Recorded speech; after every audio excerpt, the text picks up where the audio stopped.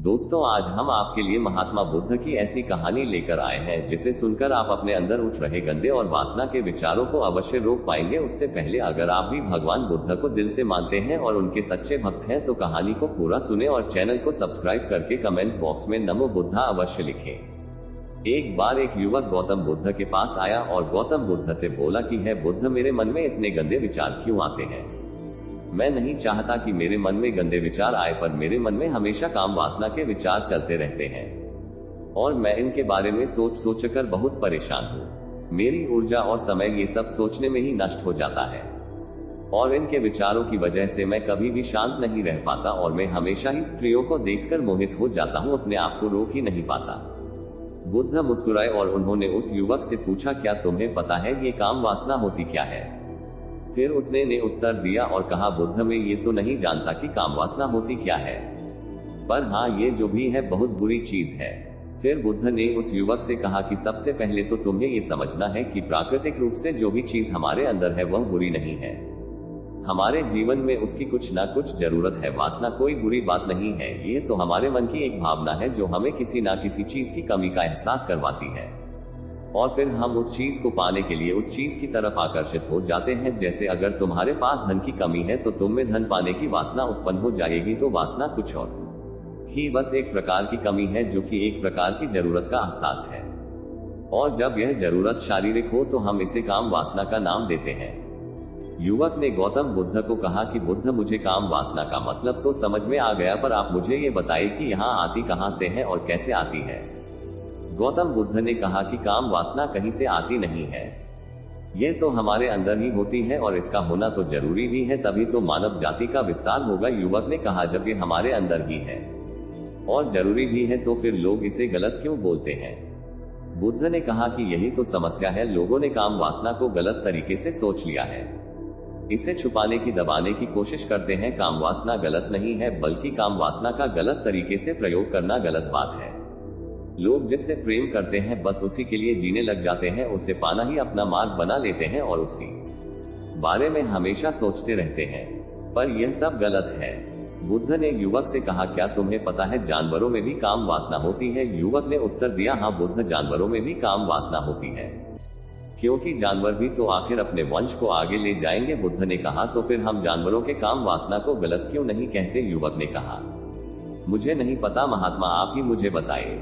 गौतम बुद्ध ने कहा कि जानवर अपनी काम वासना का प्रयोग आनंद प्राप्ति के लिए नहीं करते हैं, वह तो सिर्फ संतान उत्पत्ति करने के लिए काम वासना का उपयोग करते हैं। जानवरों को प्रकृति ने इतनी समझ नहीं दी कि वह काम वासना को अपने सुख का आधार बना सके। मनुष्य अपनी समझ के बलबूते पर प्रकृति में पाई जाने वाली प्रत्येक वस्तु को अपने सुख के लिए प्रयोग करता है। हम इंसानों ने ही काम वासना को अपने सुख का साधन बना लिया है, जबकि प्रकृति ने तो हमें अपने वंश को आगे अग्रसर करने के लिए दिया था, लेकिन इंसानों ने इसे अपने जीवन का परम लक्ष्य बना रखा है और इस तरह से काम वासना का आ जाना गलत है। युवक ने पूछा, महात्मा जी, यह काम वासना हम पर हावी क्यों होती है? क्यों ये हमेशा क्यों आ जाती है? तब गौतम बुद्ध ने कहा कि सुनो, अब जो मैं तुम्हें बताऊंगा उसे तुम ध्यान पूर्वक सुनना। काम वासना का सारा खेल तुम्हें समझ आ जाएगा, तुम्हें तुम्हारे सारे सवालों का जवाब मिल जाएगा, बस तुम्हें ध्यान से सुनकर समझना है। एक बार की बात है, एक आश्रम में गुरु और उनके शिष्य रहा करते थे, जो रोजाना आश्रम के बाहर स्थित गांव में भिक्षा लेने के लिए जाते थे। उस आश्रम का एक शिष्य जिस गांव में भिक्षा लेने जाता था, उस रास्ते में एक नदी मिलती थी। एक दिन उसने देखा कि एक युवक वृक्ष के पीछे छिपा है। वह उस युवक के पास गया और उसे जाकर बोला, भाई, तुम इस वृक्ष के पीछे छिपकर क्या देख रहे हो? युवक ने कहा, अरे तुझे नहीं देख रहा क्या कि मैं क्या देख रहा हूँ? तब शिष्य ने नदी की तरफ देखा तो वहां पर कुछ युवतियां पानी भर रही थी। तब उसने उस युवक से कहा, अरे भाई, वहां पर तो युवतियां पानी भर रही है, इसमें छिपकर देखने वाली क्या बात है? तब वह युवक शिष्य की तरफ देखकर उससे कहता है, अरे पागल, तुम्हें दिखाई नहीं दे रहा क्या कि कैसे ये बयान नदी से पानी निकाल रही है? जरा उनकी अदाओं को तो देखो, उनके कोमल शरीर को देखो, उनकी पतली कमर मटके को उठाते समय बाल खाती है और उनके बाल उनकी कमर पर कैसे लहरा रहे हैं, मानो सुंदरता बिखर रही हो। शिष्य ने फिर नदी की तरफ देखा और इस बार भाई से देखता ही चला गया। अभी तक तो कुछ भी नजर नहीं आ रहा था और वह बिल्कुल निभाया था।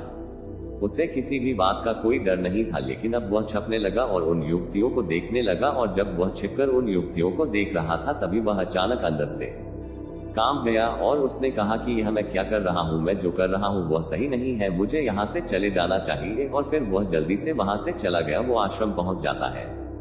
आश्रम जाकर वह अपने कार्यों में लग गया, लेकिन जो अभी वह देखकर आया था वही उसकी आंखों के सामने बार बार आ रहा था। उसके मन में वही दृश्य चल रहा था। उसका मन वही सब कुछ देखने के लिए उतावला हो रहा था। उसका किसी भी काम में मन नहीं लग रहा था।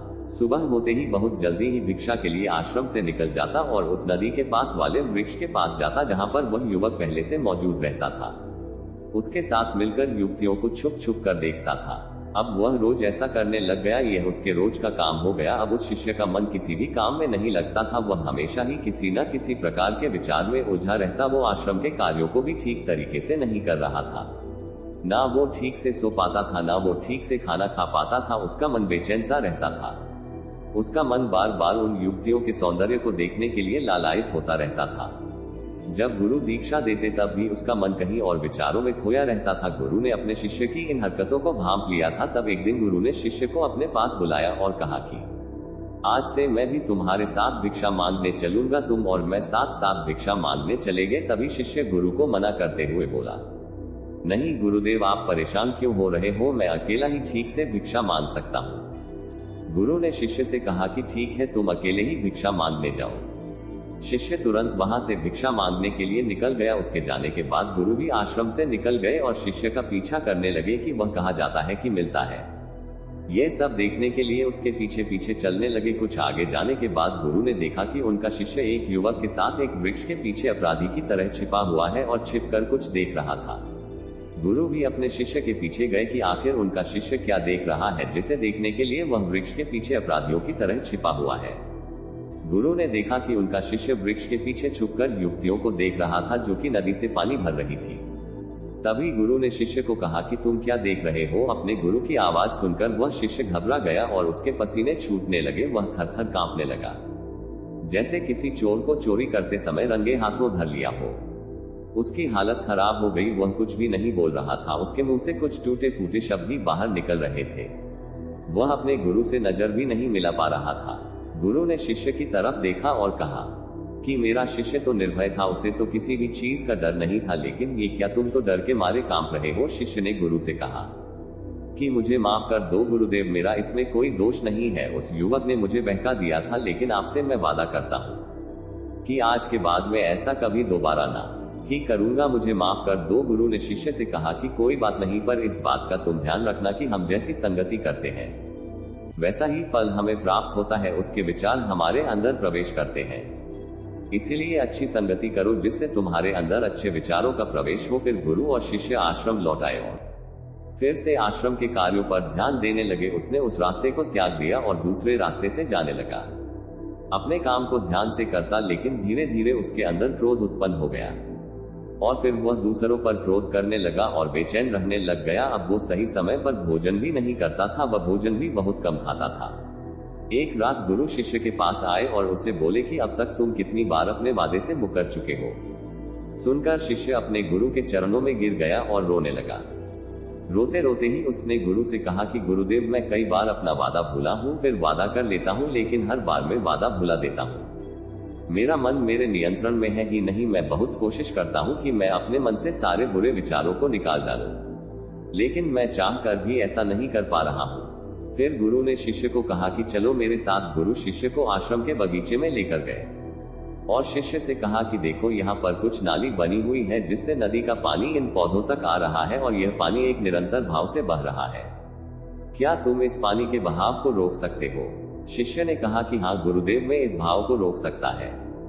फिर शिष्य ने मिट्टी उठाकर उस नाली में डाल दिया। वो पानी कुछ देर के लिए रुक गया और फिर कुछ समय बाद मिट्टी के ऊपर से पानी बह गया। गुरु ने शिष्य से कहा, अरे ये क्या, ये तो पानी रुका ही नहीं। फिर शिष्य ने कुछ मिट्टी पत्थर उठाकर उस नाली में डाल दिए और फिर कुछ समय के लिए पानी रुक गया, लेकिन फिर उस पत्थर के ऊपर से पाए गलायत। फिर गुरु ने कहा कि यह क्या हुआ, पानी तो फिर से बह गया। तुम तो बोल रहे थे कि तुम इसे रोक दोगे। क्या हम किसी काम को रोकना चाहे तो क्या हम उसे रोक नहीं सकते? तब शिष्य ने कहा, कोई बात नहीं गुरुदेव, मैं इस पानी को तो आपको रोक के दिखाऊंगा।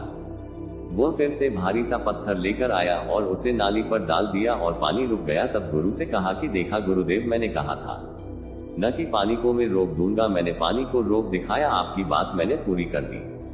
गुरु मुस्कुराए और बोले, अच्छा जरा ध्यान से देखो, पास रुक गया क्या? वो तो पीछे की नाली से बाहर आ गया और अगल बगल से बह रहा है। और ध्यान से देखो, इस पत्थर के आगे भी आ गया और यह पानी अपना रास्ता बदलकर फिर से आगे की तरफ बह जाएगा। और फिर कुछ देर बाद ऐसा ही हुआ। फिर गुरु ने शिष्य को समझाया कि तुम्हारे साथ भी तो ऐसा ही चल रहा है। तुम बार बार प्रयास कर रहे हो पर हर बार तुम्हारा प्रयास टूट रहा है और यह हमेशा टूटता ही रहेगा। तुम कितना भी मिट्टी पत्थर रख लो लेकिन पानी तो अपना रास्ता बना ही लेगा।